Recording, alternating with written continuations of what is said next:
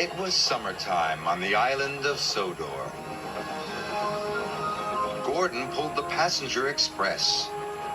It was very busy, but Gordon loved the hustle and bustle.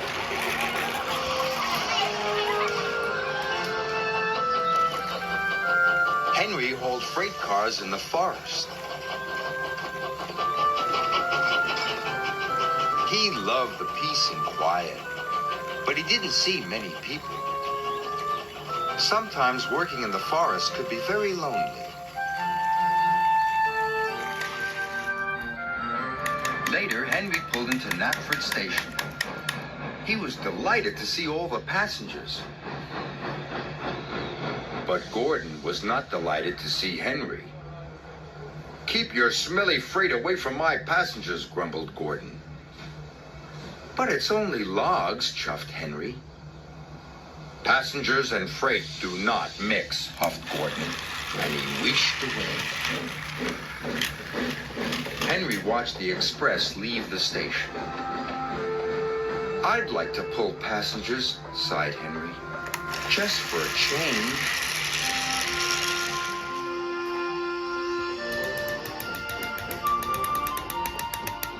Henry stopped at the water tank on the edge of the forest.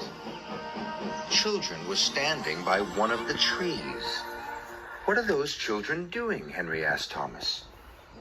"That's the old Sodor wishing tree," said Thomas. "They must be making a wish." "A wishing tree?" gasped Henry. "How wonderful!" "Do you think it could make my wish come true?" asked Henry. "It might," said Thomas, and he puffed away. Henry rolled up to the wishing tree. He took a deep breath and made a wish, as hard as he could. I wish I could pull the express instead of Gordon," he said. That evening, Sir Topham Hatt came to see Henry. "Tomorrow, you will pull the express," he said. "Thank you, sir," said Henry happily. His wish had come true. The next morning, Henry chuffed cheerfully into Knapford Station.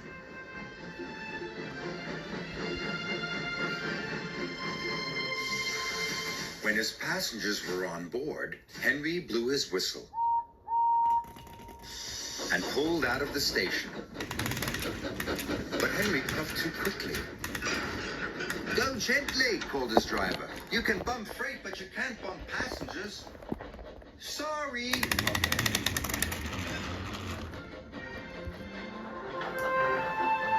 Henry puffed proudly through the countryside. "Pulling passengers is a grand job," he said. Gordon was in the repair yard. He was being fitted with a new boiler. But Gordon felt lonely. He was missing his passengers. The passengers were missing Gordon, too. They were having the bounciest, bumpiest ride they had ever had. When Henry got back to the sheds, Sir Topham Hatt was waiting for him. "There have been complaints," he said sternly.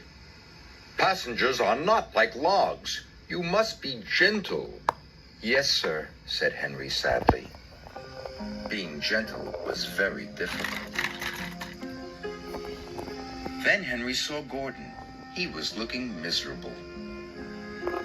"My wish has made Gordon go to the repair yard," gasped Henry.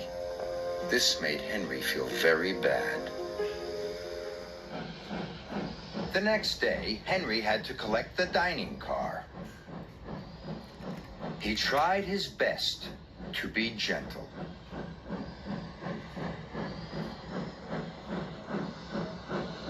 But he shunted the dining car so hard, everything flew into the air. There were more complaints than ever. Henry didn't want to pull passengers anymore. He wanted to wish everything back to normal.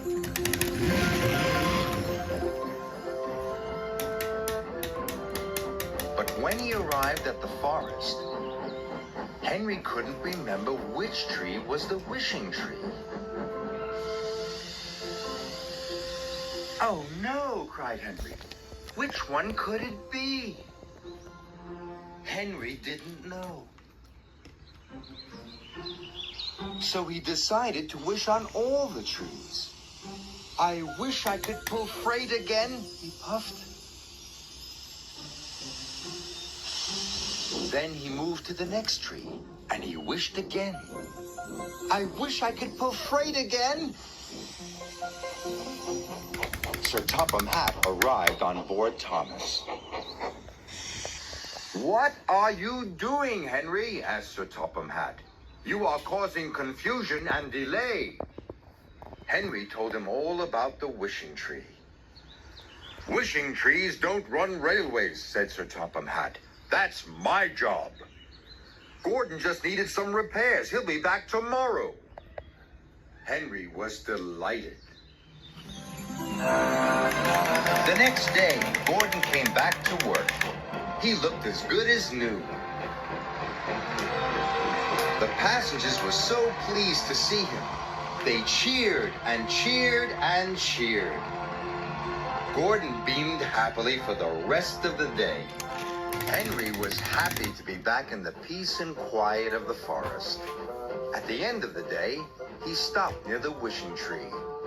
And even though Sir Topham Hatt had told him trees don't run railways, Henry wished he would never have to pull passengers ever again, just in case.